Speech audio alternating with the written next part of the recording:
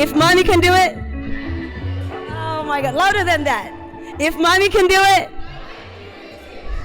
Elmi Foundation, thank you so much for bringing all the way here. Waxaan aaday oo laygu marti qaaday Washington DC. Our state representative, the Senate, our Congress kan ugu jirto baa ay marti qaaday. Private tour alaysiye, Library of Congress alayge buugiga waa yaala. Marka alxamdulillah.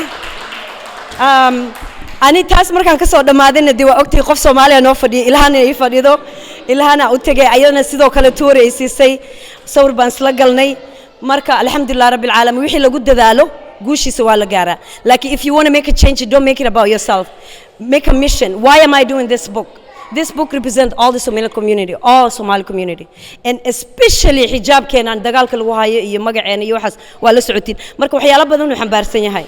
So ha ka xishoonina dhaqankiina diintiina luqadiina labiskiina marada ma dhigo marada aniga buuga ma dhigo. Oh my God. And then it won the book of the year in May 2024. Yeah, it's right there.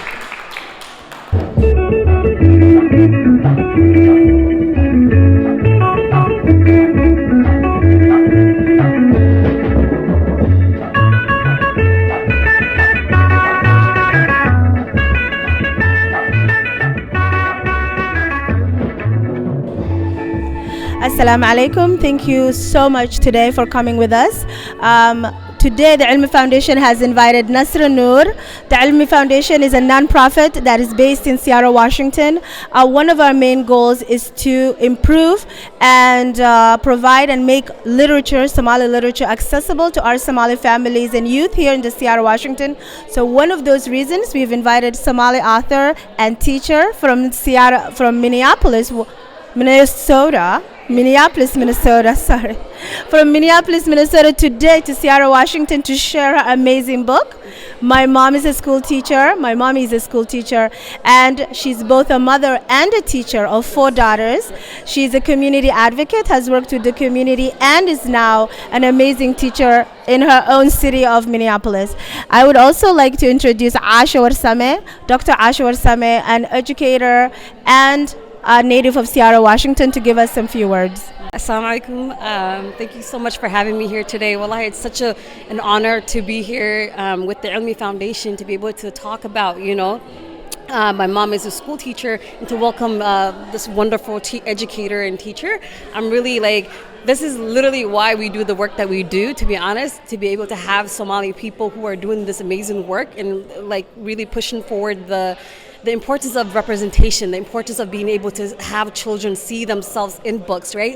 It sparks such a big dream. I think my sister right now, as I went back into the audience, was like, I'm so inspired. I'm thinking about the future and all these different things. But mashallah, Nasra, thank you so much for being able to give this to us. It's such a beautiful gift. Thank you so much, both of you. Elmi Foundation, Fadumo, Dr. Asha, mashallah, tabarakallah. Thank you. I'm beyond excited. Wallahi, beni di mishegay. Ani ab Somali bang tugiya. English aad farxadeed ma la soo koobi karo.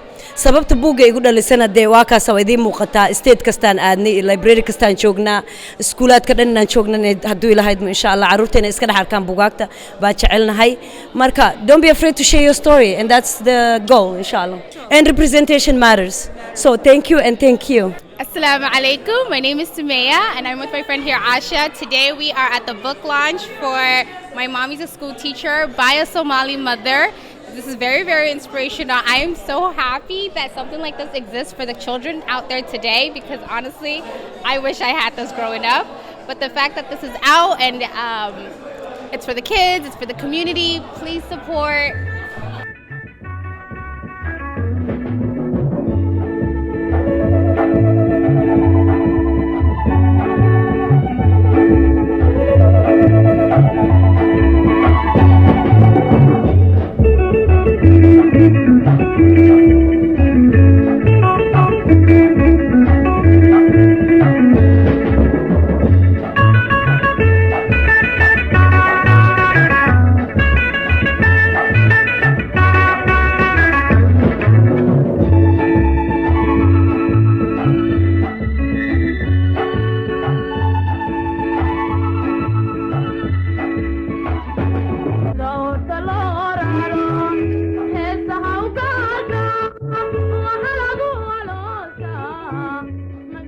Thank you for listening. Please make sure to share, like, and subscribe to Runta News channel on YouTube, Facebook, and Twitter.